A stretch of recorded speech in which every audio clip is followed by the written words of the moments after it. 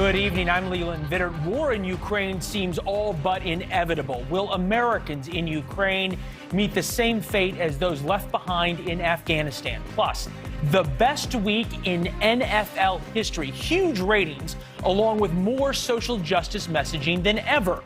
We're going to show you how the league beat promised boycott from Red State fans. But first, a growing number of normal, everyday Americans have simply had enough of the pandemic lifestyle. Not just conservatives, not just those living in Florida, not just crazy science-hating crazies. Here is Bari Weiss, formerly of the New York Times. No, I'm done with COVID. Oh, I'm done. It's like I went so hard on COVID. I remember. Sprayed the Pringles cans that I bought at the grocery store, stripped my clothes off because I thought COVID would be on my clothes. Like, I did it all. I watched Tiger King. I got to the end of Spotify. Like, we all did it, right? And no, we didn't all do it. Well, here's the thing. A lot of us did do it. And then we were told, you get the vaccine. You get the vaccine and you get back to normal. And we haven't gotten back to normal.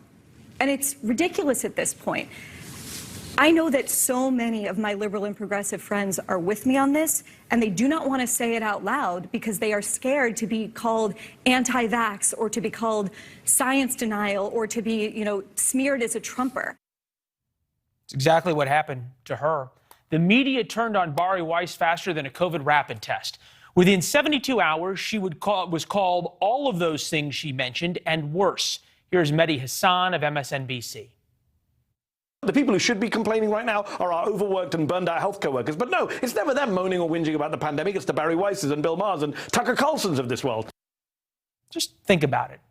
How dare you not wear 3 masks after 9 vaccination shots? How dare you mention all the times following science has gotten us walking in a major circle? I believe in science. I believe in vaccinations. I believe COVID is deadly.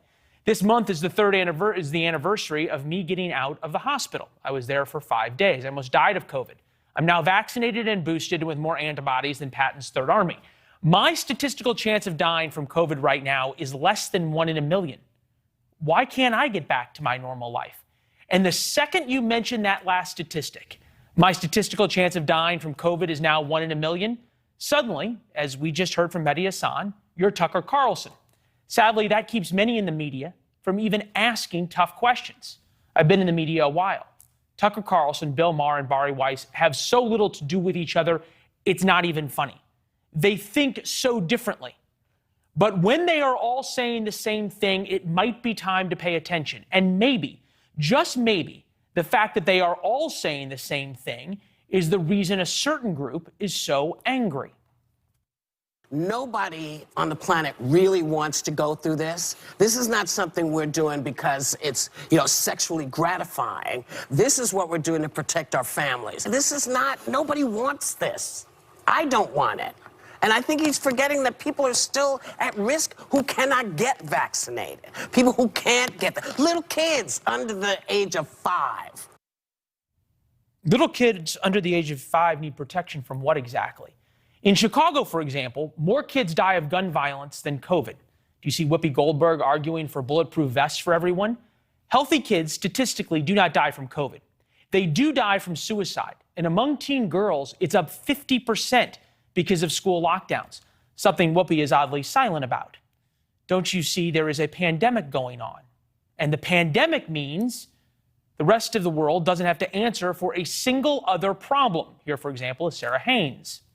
I may never ride a subway again without a mask. I may never go indoors to big crowds and never feel comfortable without a mask, and that's up to me to do that. She's right. That's the whole point. She can wear a mask whenever she wants, as many masks as she wants. She can continue to hand sanitize till her hands turn red. The issue more and more Americans have is when the permanent pandemic class wants to impose all of those restrictions on us and kids, seemingly forever. Here's the former commissioner of the FDA explaining the problem with the pandemic class. We have to be willing to relax some of these measures with the same speed that we put them in place. I think a lot of the acrimony that we have here in the United States is because we haven't prescribed clear goalposts for when we're going to withdraw a lot of these measures. Just wait. The media will come for him, too. For all the science, for all the data, he, Dr. Scott Gottlieb, just told us the one thing we haven't heard in 2 years. There has to be goalposts for us to get back to normal.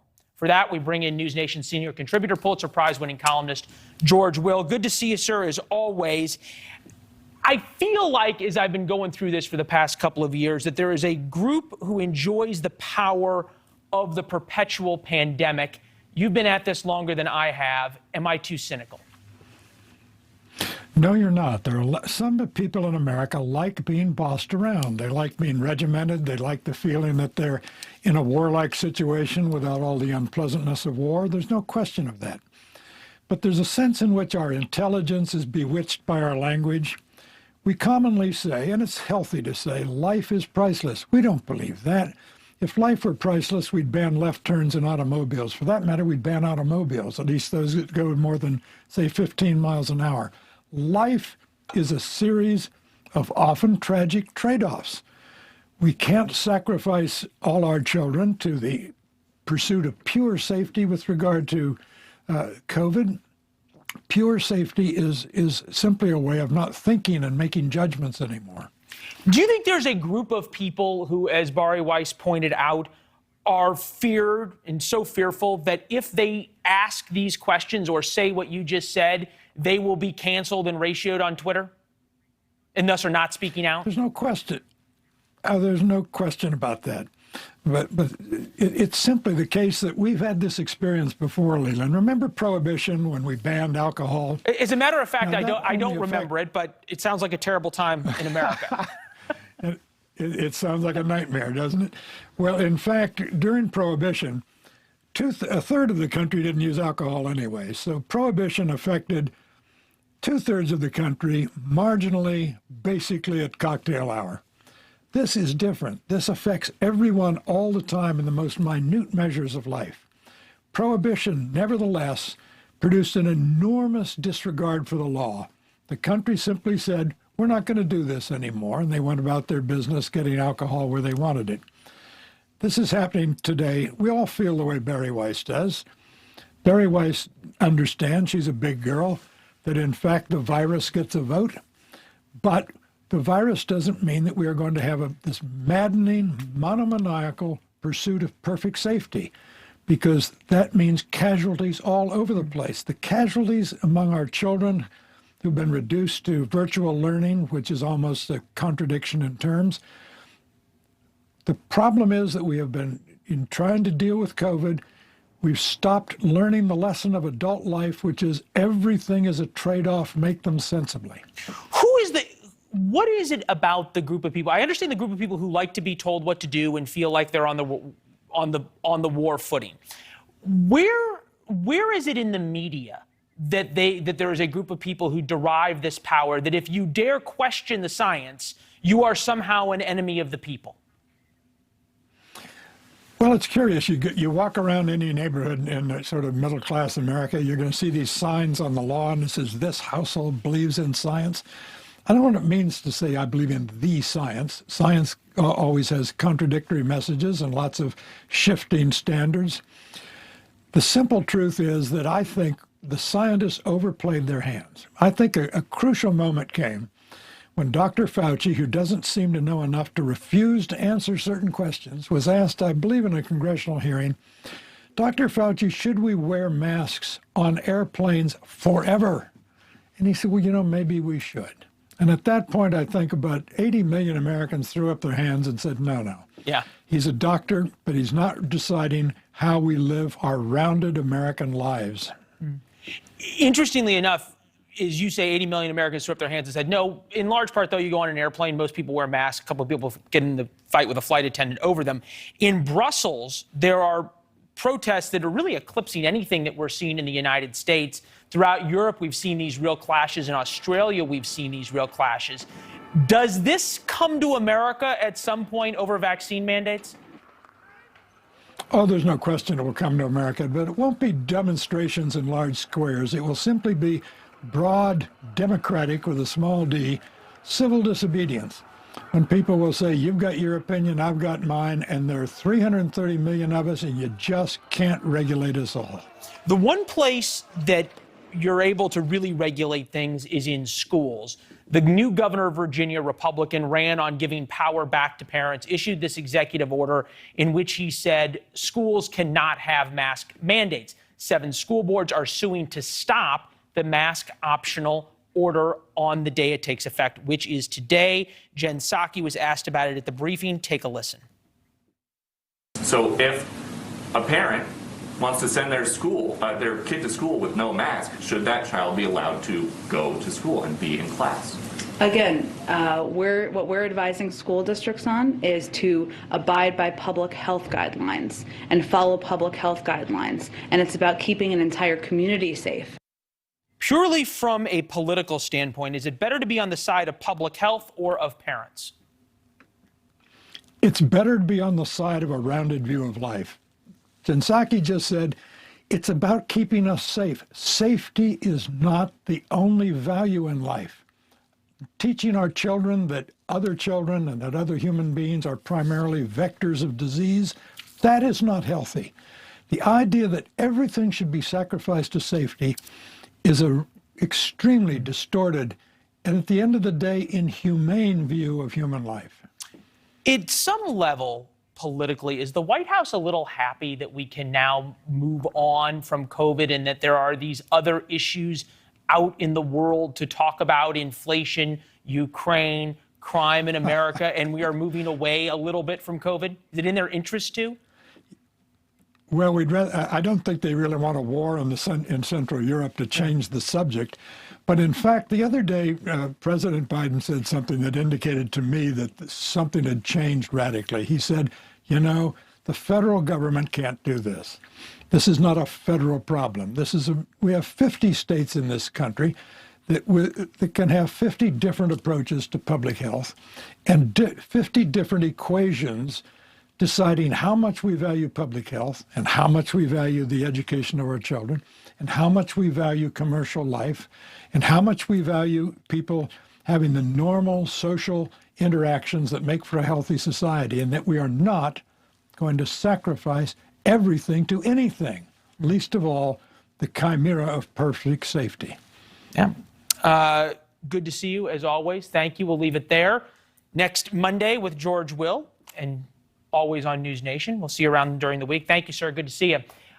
Speaking of a war in Central Europe, the Ukraine story, we've been talking about this for a while now. Vladimir Putin is massing Russia's troops on the border by the hundreds of thousands now, pouring more troops there as he threatens to invade. That story took on a lot greater significance now that U.S. troops are heading to the region, not on the Ukrainian border, just near it. The State Department has ordered the evacuation of U.S. diplomat families from Ukraine and warned Americans to get out.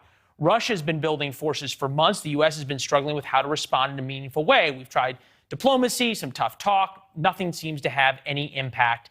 Now, potentially deploying actual troops to the area, well, that sort of raises the stakes. Robert Wilkie, former Veterans Affairs Secretary under President Trump, also worked in the Defense Department under George W. Bush. Good to see you. Boy, 8,500 troops in Eastern Europe who aren't going to get involved kind of seems like they're glorified observers now. Well, that's the classic tripwire effect that has been played out in many scenarios since the end of World War II.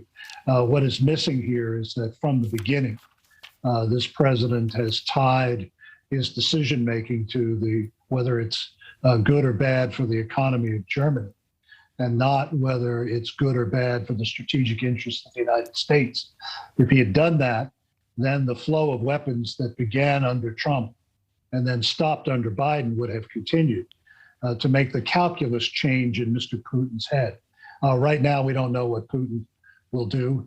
There's some pundits out there who think, well, the Olympics are coming. He's not going to interfere with his senior partner, Xi Jinping. But people forget in 2008, the Summer Olympics in Beijing, he invaded Georgia. So he's keeping us guessing on many fronts.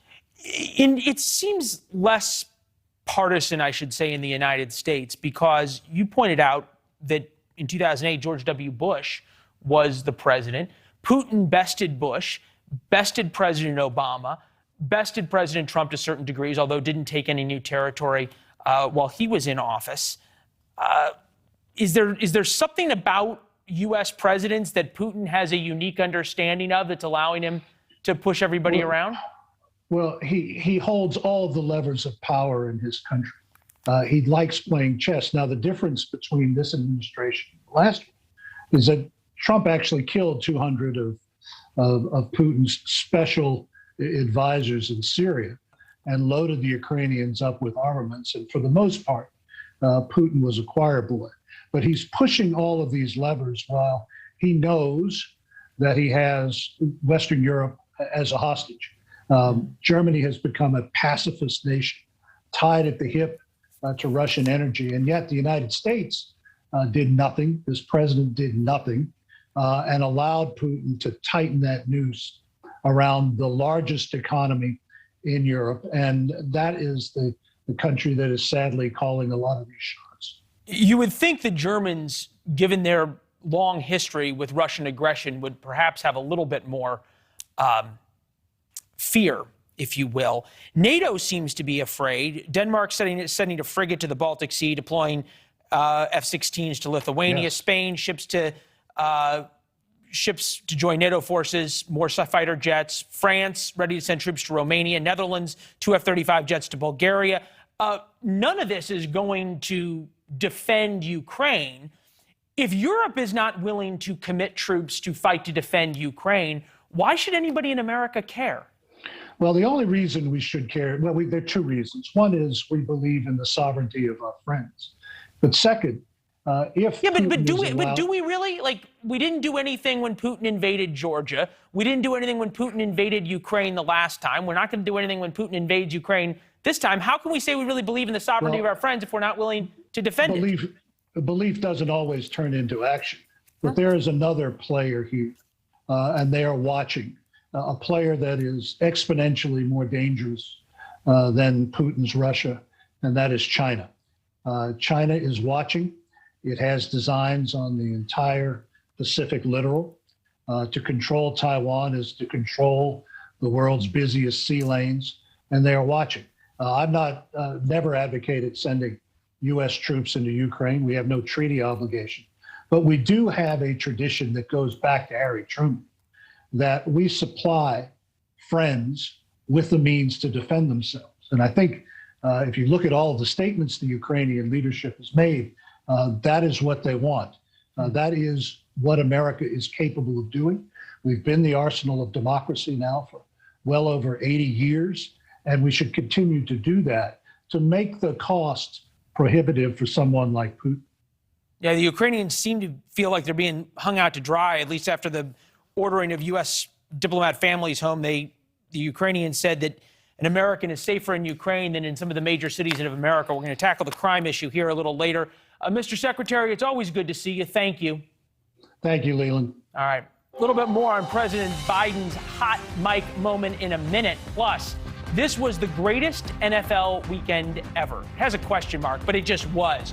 We're going to show you how the league went from fighting social justice wars to unifying America when we come back. And millions were in...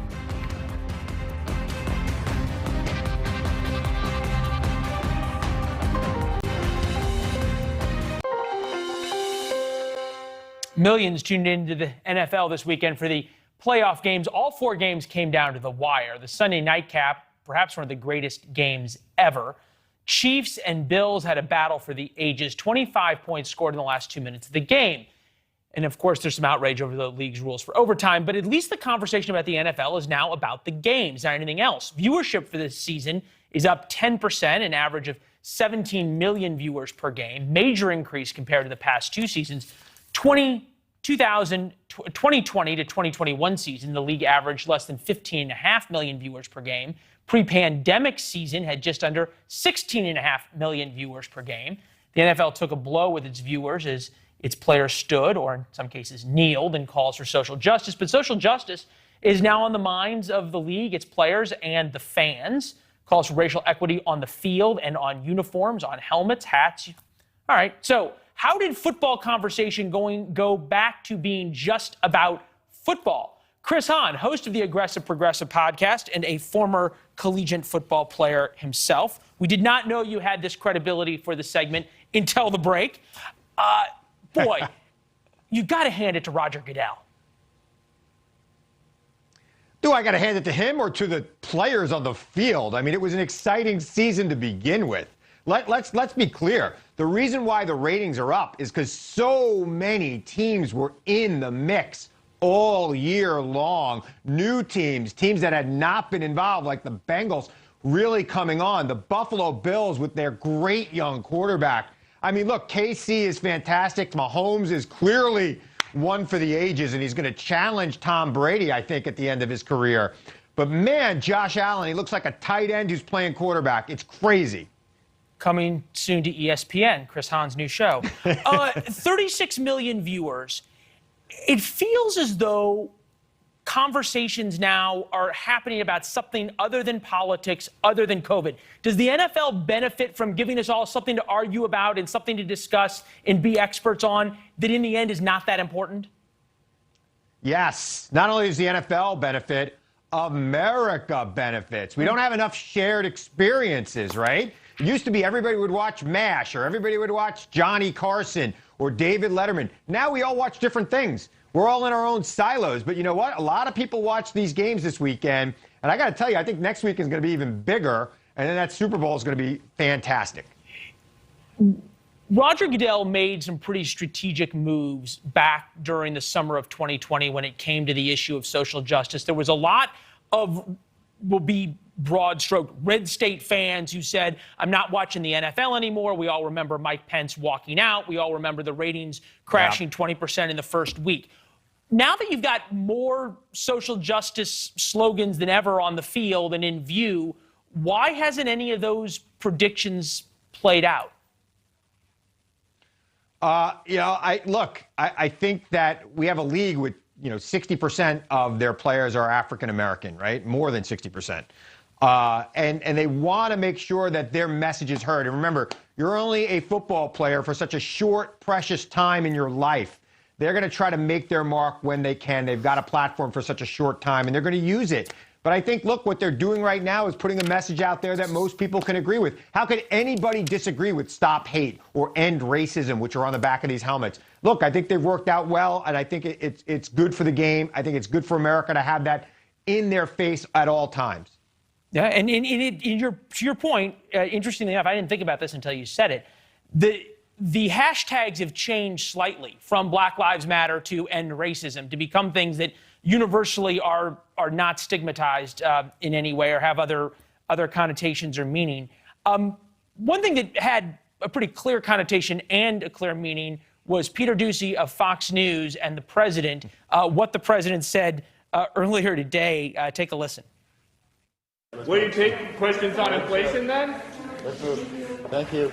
Thank you Do all. you think inflation is a political liability? That's a great asset. More inflation. What a stupid son. So the audio tech who hadn't killed the president's mic might be looking for another job at this point. Few different ways to go here. Is anyone surprised it took a year to catch President Biden on a hot mic gaffe? No, I'm not surprised. I am surprised it took a year, and I actually think that this wasn't a gaffe, and it helps him politically. Democrats have been his biggest critics the last 4 months, saying he hasn't been tough enough on the Republicans. He hasn't been tough enough on getting his legislation through. Now he's taking a shot at Peter Doocy. I can't judge whether or not he is a stupid SOB. I know his dad. I once beat him down so badly in an interview on Fox that our mutual friend Bill Shine told me I should have just punched him in the face. Uh-oh. It would have been better for him because he would have had some sympathy. That is a true story. My good friend Peter Doocy, I will say, is not a dumb SOB. I actually find him to be a pretty good journalist. But you make a good point in that Biden showing some teeth has political value here. We can imagine that if President Trump was caught in the same way saying that about a reporter, about Peter Alexander at NBC, the media might have a different reaction. Well, the only difference is it wouldn't have been a hot mic. It would have just been him in front of a live mic speaking to a crowd. Right? Well, fair enough. He's done that. But every time President Trump did that, there was all of these segments the next morning about how this was the end of civility and how the media has such this important and respected job, and President Trump's tearing it down. We're not going to see any of that sympathy for Peter. Well, Leland, I hate to break it to you. We're doing a segment on this right now as we speak. And so is just about every other cable network on the air. They're doing segments about how he did it, and it was a breach of decorum, and how could he say that about a reporter? Hey, you know, it is what it is. I wouldn't even say it's a breach of decorum. Cable news is a full contact sport. You don't get in the ring, as you evidently and his father did, without coming ready for battle. Chris, it was good to see you. And by the way, I am not saying his dad is stupid either. I think he's a great guy. We had a very interesting debate, and yeah, I won. So made more interesting by victory. Good to see you. Exactly. Thank you. All right, big cities have been fighting a wave in violent crime. There's a lot of people blaming progressive prosecutors, but are they the problem, or is it something else? Back in a minute.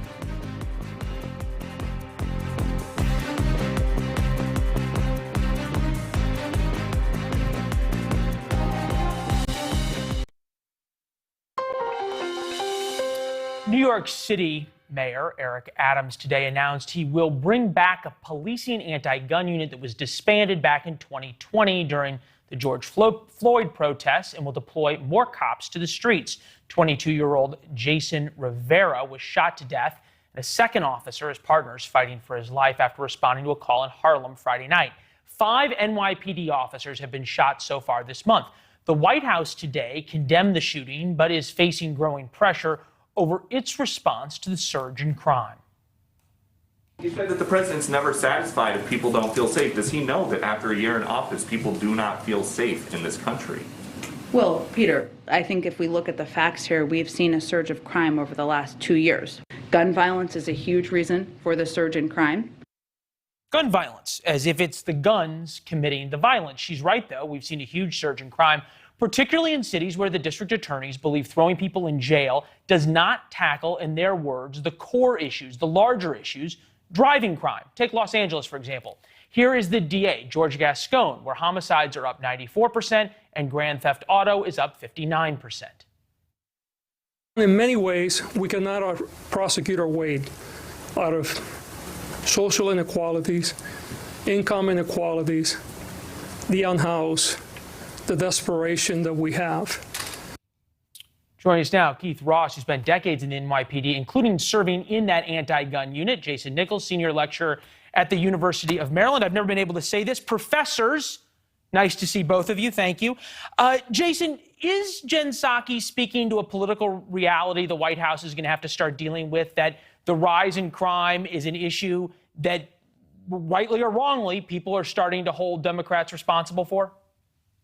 Well, I think, first of all, we have to recognize that crime is usually a local issue, so it's not something directly that the president is responsible for. But I do think that Democrats and Republicans, all of us, have a responsibility to attack crime in the best ways possible. Now, we all disagree sometimes on ways to do that. You alluded to things like throwing people in jail and sentencing, when it's been proven over and over, even by the Department of Justice, that long sentences do not deter future crime. It just doesn't work that way. And the fact that, you know, the person in LA was talking about some of the root causes of crime, if you really want to attack it, any police executive, I've spoken to several of them, they'll tell you that they get frustrated that people use the backstop instead of getting ahead of things like housing and education. You can't arrest your way out of social problems. So I think we would support our police best by attacking some of these other issues. I understood, but while we're attacking the right root issues, and Keith, I think I'll let you to respond to this, but is there a medium ground here where you attack both the root causes and you also don't allow people out on no cash bail or recognizant bail, or you prosecute felonies? Well, I think the issue here is, what do we really want to do? Do we want to fight crime? Do we want to tackle social issues? Now, obviously, we want to do that together. However, I'm wondering is that really a police or a law enforcement issue?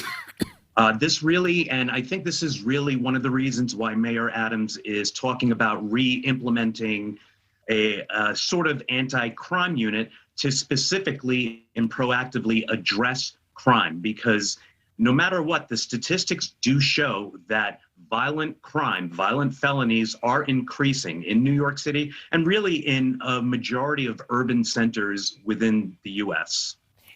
Jason, I always understand the diversion to, hey, long sentences don't solve anything. We got to address root causes. At some point, though, are you going to believe me or your lying eyes? Crime's up around the country by double digits. The cities that's up the most in have DAs who have a different view of prosecuting, thinking about Chicago, thinking about St. Louis, thinking about Los Angeles, thinking about Milwaukee, where the DA in Milwaukee, all the way back in 2007, it said, is there going to be an individual I divert or put into a treatment program rather than go to jail, who's going to go out and kill somebody? You bet, guaranteed it's going to happen. Would it be better to simply admit that the cost of all these social programs is going to be more crime? No, I don't believe that's true. I actually like what Professor Ross said. You don't believe what the DA? You don't believe what the Milwaukee DA said was true? I think what we need is community policing. And what benefits police is good relationships and trusting relationships with the communities that they police. And we know that those relationships at times have suffered. And that's one of the things that makes it a whole lot harder on police. And community policing works. We've seen it. There's a study out of New Haven, from Yale University that shows that community policing and those relationships being built by uniformed officers actually makes crime drop. And I can say with some of the actions that Mayor Adams is calling for, I agree with some of them, but some of them I think are not going to attack the issue. Like, for example, with some of the plainclothes police officers and some of those things that they're trying to do that actually oftentimes confuse the public and lead to things like resisting arrest. Jason, in a number of cities now, they're not even going to prosecute resisting arrest. At least that's how I understand, Keith. It's going to be in New York. Is Jason right that these plainclothes units and the anti-crime task force units don't help? Respectfully, I am going to disagree with you. I think what the issue here is, how are we deploying these plainclothes units, these anti-crime units? Are we deploying them looking for a quality outcome or a quantity outcome? I would say that my esteemed colleague's criticism is in the fact that these units were deployed particularly just for a quantitative aspect, meaning that, these police officers, they go out and they have to, quote unquote, obtain some sort of, not quota, but a productivity goal that must be met on a month-to-month basis. So, Jason, how do we do this, that we get the crime rate down? Because we can't get away from the fact that crime has exploded, and it has exploded in cities, it's exploded across the country, but particularly in cities with these types of policies. How do we not link those two things while at the same time being willing to deal with the social issues on the other side? Well, again, I would disagree with that. There are cities that are, run by Republicans that have had lots of violent crime. I'll just name Jacksonville, Florida, which has seen rises in violent crime, in murders, in many other crime categories. Tulsa, Oklahoma.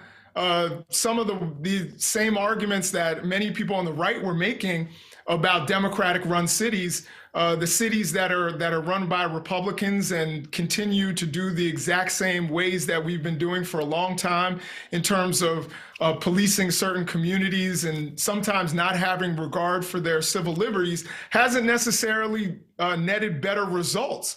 So I think we need to look at this from a holistic perspective. And with what Professor Ross said, I actually agree. I don't think we necessarily disagree that a lot of it is the ways in which these task forces are deployed. And, I think there are also other issues involved as well. But I would agree with him largely that it is the way they are deployed. All right, gentlemen, thank you very much. We appreciate it. Good to see you both. Coming up. Thank you. Amazon dominates the competition, but there's one place where the company treads very carefully. They do not use the same tactics they use to bust unions. We'll tell you what it is after the break.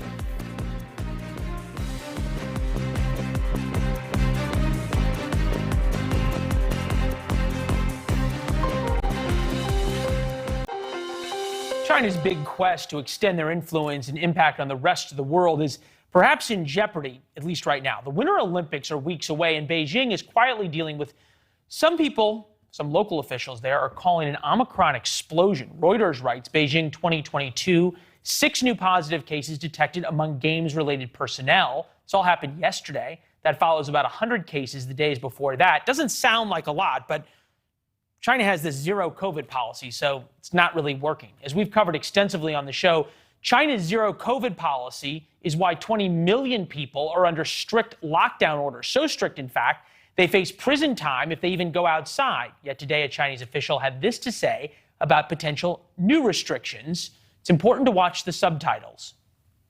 全力以赴，分秒必争，严防死守，采取最坚决、最果断、最严格的措施，跑在病毒前头，以最快速度阻断疫情传播的链条。 China is tricky for Western businesses and industry to navigate. Some companies, including Yahoo and LinkedIn, have pulled out of the country rather than deal with all the cultural and communist complexities. Emphasis on communist. But most can't resist going after the almighty yuan and do what they have to do to stay in the game in China, even if it means caving to Beijing.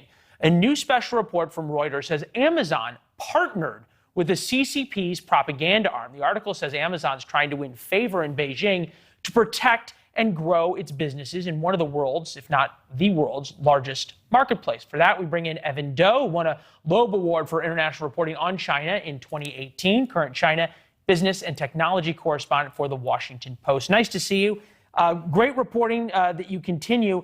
Are we right to single out Amazon as uniquely cowardice in the face of the Chinese, or is it just par for the course? Well, the recent focus has been on Amazon because of the special report from Reuters, and also just because Amazon is such a powerful tech company these days. But it's actually not unique in that for years now, China has required foreign technology companies to obey local laws, which includes, censorship restrictions. And if you think back, actually, this was part of the reason that Google left the China market in 2010. And so that's more than a decade ago by now. And it's really quite similar issues that companies are dealing with today. In November, we saw LinkedIn and Yahoo pull out of the China market.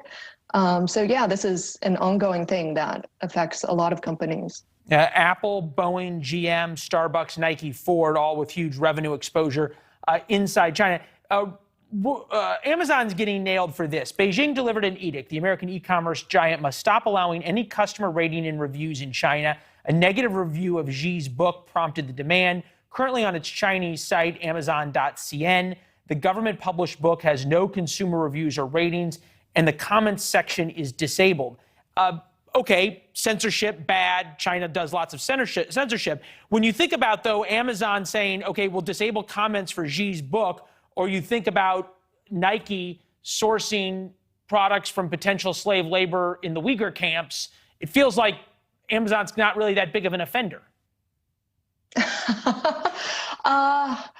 Well, put it this way, any major multinational company has a lot of exposure to China, whether through their supply chains or to selling to China. And it's really very few companies that have decided for various reasons to pull out of this market. You mentioned Google. Is there any, in all of your reporting, is there any business or CEO that the Chinese are actually scared of in terms of speaking out or calling them out? Scared of? You know, I'm not sure. I think they would be.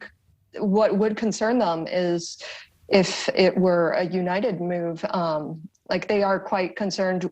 They were quite concerned in the trade war about sanctions because that's industry-wide, right? And it has an immediate effect on their economy. If it's just one company, there's few companies that are big enough that it really can hurt their economy if that single company pulls out. Yeah, you think about Tesla. Tesla caved to them. Obviously, Boeing loves selling to the Chinese airlines. Apple has huge revenue and manufacturing there. Incredible. Says a lot that we can't come up with one who could actually stand up to him. Great reporting. We'll keep watching it in the Washington Post. Thank you. Thank you. Yeah, good to see you. Up next, don't get your financial advice on TV. That includes right here, the great market meltdown that wasn't when we come back.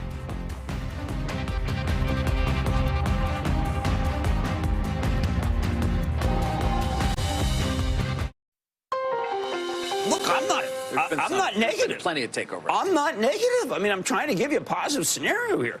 I'm saying when stocks are down this much, Carl, that you shouldn't just say, holy cow, I'm getting killed, because you should realize you've been getting killed. Turns out he was onto something. Sometimes the best and hardest thing to do is nothing. And that was the case today. In fact, at one point today, the Dow was down more than 1,100 points. We were going to lead the show with the markets. Shows you what we know about the markets. Well, not much. And sometimes it feels like the talking heads know the exact same amount. So far today, if you are watching cable news, they were going to tell you the market crash was about Ukraine. Why Vladimir Putin invading Ukraine is going to tank the markets and make you sell McDonald's stock, they couldn't explain. Others said it was all about the oil. Oil went down today, so oil prices up wasn't doing this. It's the Fed. It's not the Fed. It's the yield curve.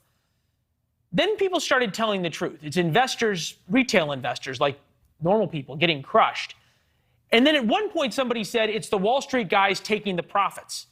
That actually might have been a true statement. The Wall Street guys always take the profits. The markets actually closed up today, which nobody predicted earlier, hence why we stick to reporting the news, not predicting it.